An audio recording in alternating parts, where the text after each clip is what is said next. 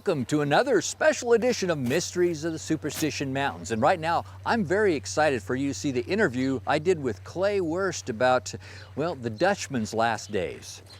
Well, the Dutchman ended up filing a homestead on the south bank of the Salt River near what is now the present site of Phoenix. It was along what was called Henshaw Road, at that time nothing but a dirt track. But he filed on a quarter section of land, built a pretty decent adobe home, planted a big garden, got himself up a bunch of chickens, even planted a small field of barley. And when the census taker came by, he gave himself in as a farmer. Well, in the ensuing years, he discovered the lost Dutchman mine, apparently while he was searching for the lost Doc Thorne mine. But he was living in his adobe in February of 1891 when the Salt River flooded. And even before the waters of the Salt River got to his home, there was a ditch called the Dutch Ditch that crossed his property, a big irrigation ditch from the northeast to the southwest. That ditch overflowed, washed away his adobe. Some claim that he spent 2 days and 2 nights up a cottonwood tree before Riney Petrash got the sheriff in a boat, came, rescued the Dutchman, took him to the home of Julia Thomas, a young black woman that she may have only been mulatto, but lived in Phoenix. All right, so what's the connection between Jacob Waltz and Julia Thomas? It was interesting how she came to know the Dutchman, because the Dutchman, Julia had married a man named Emil Thomas up in Denver, had moved down to Phoenix, and with them brought this young lad, Reinhardt. They called him Riney Petrash.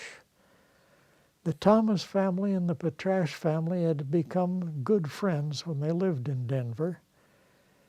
And Julia and Emil brought Riney with them down to Phoenix,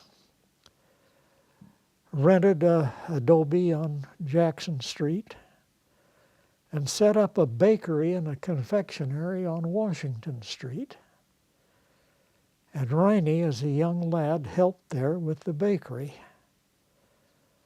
Well, one day the Dutchman walked into Julia's bakery and without thinking simply addressed her as V. Gates, and was astounded when she started a conversation in perfect German. So there was a German connection between the two of them. Her father was named Kalm. He was evidently German, but there is also a story that Julia grew up in a family where her parents were domestic servants in a German-speaking household. But at any rate, for whatever reason, Julia spoke fluent German. And Riney, we're not dead sure if he was actually born in Germany, born in transit to the United States, or born in this country. But at any rate, Riney grew up learned to talk in a German-speaking household. And Riney was fluent in German.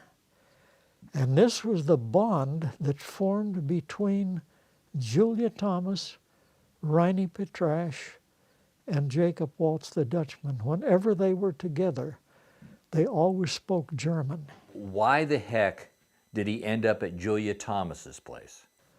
Well, in the months between February of 1891 and October of that year when the Dutchman died, he lived at Julia's, and Julia was his caretaker. And a number of times she asked him, Grandpa, she called him Grandpa, she said, you know, you're not well. He'd contracted pneumonia. as a result of his exposure when he was trapped in the flood. He said, "You're not really well and you're not getting any younger. Don't you think it's time you told Riney and me how to go to the mine?" So I've heard stories that the Dutchman helped Julia Thomas out financially. Julia's husband, Emil, abandoned her and left her in Phoenix with this bakery, owing about $3,000 worth of unpaid bills, no way whatever of paying for them. And she broke down in front of the Dutchman and was amazed when he told her not to worry, that all of this would be taken care of. She was more amazed when he showed up a few days later with about 30 pounds of extremely high-grade gold ore. And all of Julia's bills, all of her debts around Phoenix, were paid with high-grade gold ore.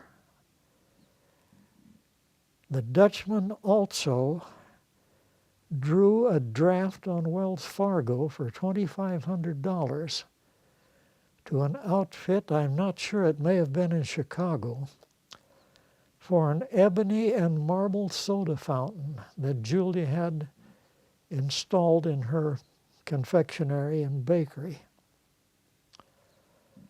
That's when Julia, finally realizing that the Dutchman had a source of gold, asked him, "Don't you think it's time that you told Riney and me how to go to the mine?" Because the Dutchman by then was quite indisposed. Okay, wait a minute.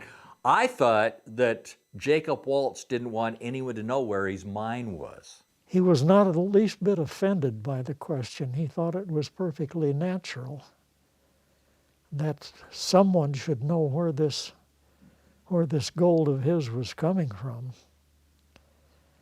And he said in the spring, when the weather's warm and there's still water in the canyons, we'll get a light wagon and a team and a camp outfit, and we'll go out to the board house. And he said, we'll have to leave the wagon there. He said, I'll ride one of the horses, we'll pack the other one, and you and Riney wear your old heavy clothing because we've got to pack back into some terribly rough, brushy country. And he said, if I'm not able to travel, I'll have to stay there at the board house with the woman and the 3 children, and I'll point the way and direct you as best I can. You'll have to go over the ridge north of the board house. All right, what is and where is the board house? Now, the board house was the old Cavanis place. Matt Cavanis was the first rancher to actually settle in the Superstition Mountain area. But he was initially a freighter. He had a freight contract hauling Silver King ore with a 20-mule ox team overland to Fort Yuma, where it was shipped by sea around the Baja Peninsula to a smelter in San Francisco. This was before the mill was built there at Pinal. And on one of his back hauls, rather than deadheading back empty, he brought back a load of East Coast lumber that had been shipped around Cape Horn and built the first board house in this part of the country. There wasn't a sawmill built in Arizona until one was built up at Flagstaff. It was a few years after that. But at that time, at least, there were no mill-sawed lumber here available in the Salt River Valley. The people then built with what they had. It was either stone or adobe. And because the board house was unique, it was usually referred to simply as the board house rather than the Cavanis place. Well, Matt and Alice Cavanis were divorced. And in the divorce settlement, she got the ranch and he got the freighting outfit. And she lived there at the ranch with their 3 children, Albert, Aaron, and Anson. Albert was the first white child born in Phoenix. So when the Dutchman talked about going out to the board house, and that if he was not able to travel, he'd have to stay at the board house with the woman and the 3 children, there's absolutely no question but what the Dutchman's point of departure to take Julia and Riney to the mine was the Cavanis Ranch. This is unquestionable. Now, in later years, stories came out that the Dutchman mine was right here at Goldfield, usually by someone that had mining properties for sale at Goldfield, wanting to present them as the Lost Dutchman mine. The Lost Dutchman mine is not here at Goldfield. If it were here at Goldfield, they could have driven right up to it with a buckboard. Why this talk about going 15 miles past Goldfield to the board house and then saying you have to go up over the ridge north of the board house, back into the Superstition Mountains? No, the Lost Dutchman mine is not here at Goldfield. It's back in the Superstitions, somewhere out there.